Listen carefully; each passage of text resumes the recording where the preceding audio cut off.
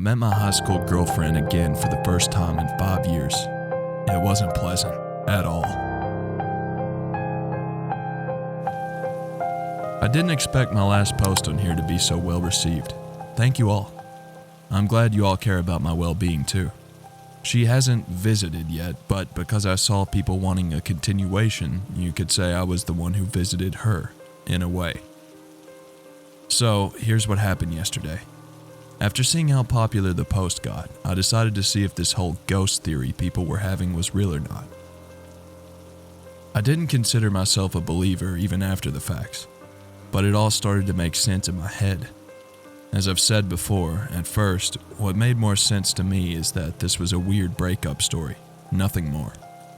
But the thought that this may be some sort of supernatural thing was in the back of my mind this whole time. And with help from the mysterious letter, which by the way I've confirmed is real and have got it with me now, you guys opened it up for me.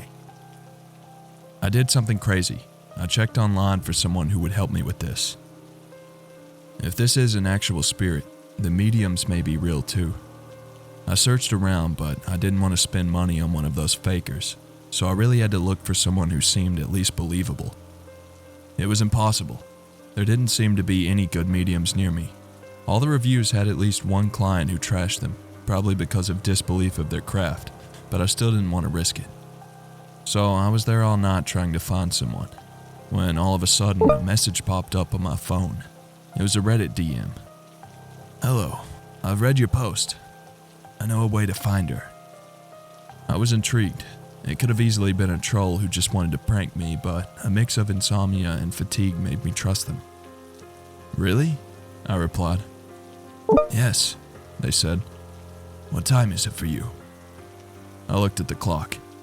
3:42 a.m. They stayed silent for a minute or two. "Alright, good enough. It's normally around 5 a.m. when this works best." They then talked for a long time. The caffeine kept me from falling asleep to this. I didn't have to go to work the next morning, so it was okay.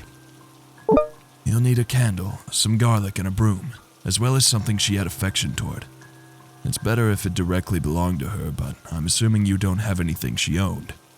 So something she liked will do. Go to the closest cemetery if you want to see her clearly. Go alone, light the candle, say her full name loud and clear, then you'll see her. She won't be able to see you, so if that's something you wanted, I'm sorry. Remember, it's really important to bring the garlic and the broom for this to work. Otherwise, you won't be protected." And just after they had sent that, they went offline. I checked their profile out of curiosity, because after that, who wouldn't? It appeared to be a throwaway account, which I checked again while writing this and doesn't exist anymore. This had all the bored Reddit user wanting to have some fun signs all over it. Candle, garlic, and a broom? That's the most cliche shit ever. But I was tired and really wanted results, so I decided to go for it. Thankfully, I had all the items required. As for the items she had affection toward, I didn't know what to pick. No shops were open that late, so it had to be something from my house. I looked at the shelving and saw my small penguin figurine. Suddenly, I remembered she was always saying how much she loved baby penguins. Because of their cuteness, I'm guessing. I didn't really have much more to use, really, so I decided to try that. And I still can't believe I did all this. At 4:45 a.m., with all the items on hand, I drove to the closest graveyard, and I entered with all my items. I was really, really tired, but I just wanted to get done with this and go home. I was truly desperate. Also, before you tell me, I'm not a dummy. I didn't fully enter the graveyard without a care in the world. I don't know who works at these places at night, and I didn't know if any pieces of shit were there to entertain themselves. So I just stood by the wall, close to the entrance gate, just in case I had to get the fuck out of there. I would just do it, see it didn't work, and go. So I waited a bit until 5 a.m., lit the candle, and loudly but with an uncertain voice, I said, "Samantha Hopkins!" Samantha Hopkins. Now, what I'm about to describe, it's really hard to. Whatever I write won't truly represent what exactly happened. Still, I'll do my best. It was like being on drugs. I stood there close to the wall because I was honestly scared shitless. And I looked in front of me, and on top of all the graves, I saw that girl I fell in love with 4 or 5 years ago. And this is the weirdest part. It looked as if she was at the same time aimlessly running around, laying down texting on her phone, in the middle of the place, just looking at the ground half buried next to a gravestone, trying to get out, and a bunch of other stuff I can't even remember clearly right now. Like I said, it's really hard to describe, but you have to believe me. And it was her, clearly. It was Samantha Hopkins. It couldn't have been anyone else. She looked exactly the same. When I finally woke up from this weird trance state, I looked around and all my items had disappeared. I checked my clock.